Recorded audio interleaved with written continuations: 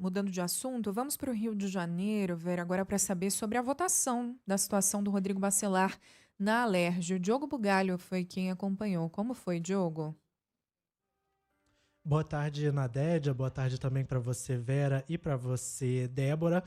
Foi aprovada, então, a soltura de Rodrigo Bacelar por 42 votos e 21 contrários, né, pela manutenção da prisão, né? Placar, então, de 42-21 a favor da soltura do deputado Rodrigo Bacelar, que a gente relembra, foi preso na semana passada. Essa votação de hoje é uma prerrogativa da Alerj, da Casa Legislativa, que tem que decidir, quando um de seus membros é preso, se vai manter ou não essa prisão. A Alerj decidiu, portanto, hoje, soltar Rodrigo Bacelar. Eram necessários 36 votos para que fosse tomada uma decisão, foram 42 favoráveis à soltura do presidente da casa.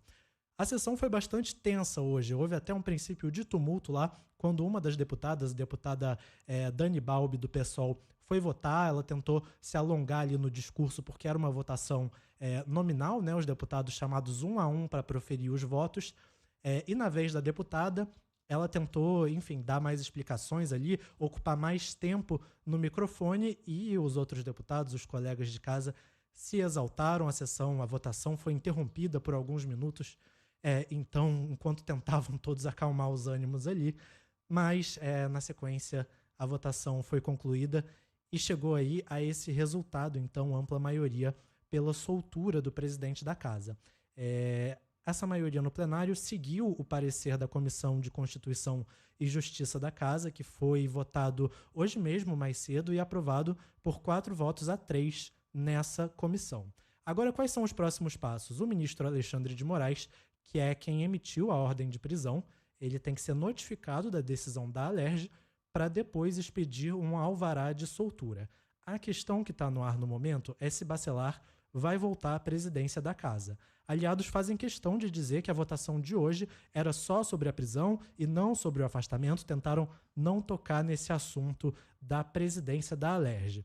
Mas a ordem de prisão do ministro Alexandre de Moraes, a ordem da semana passada, previa também o afastamento. Agora os deputados querem saber se esse alvará de soltura, que deve vir aí nas próximas horas ou até amanhã, vai trazer também alguma medida cautelar, como o afastamento da presidência da Alerj, por exemplo, ou mesmo o afastamento do mandato. Enfim, existe essa expectativa. Mais cedo houve até uma tentativa de fazer uma segunda resolução dentro da própria Alerj que tratasse do afastamento, para que o plenário já avaliasse essa questão na sessão de hoje, mas essa tentativa aí da oposição não prosperou. Essa questão de quem vai ocupar a presidência da Alerj foi deixada em aberto. Mas os deputados já estão aí comentando a expectativa, e o clima geral é de que ele não deve voltar à presidência. As opiniões estão divididas aí. Os deputados dizem que Bacelar tem alguns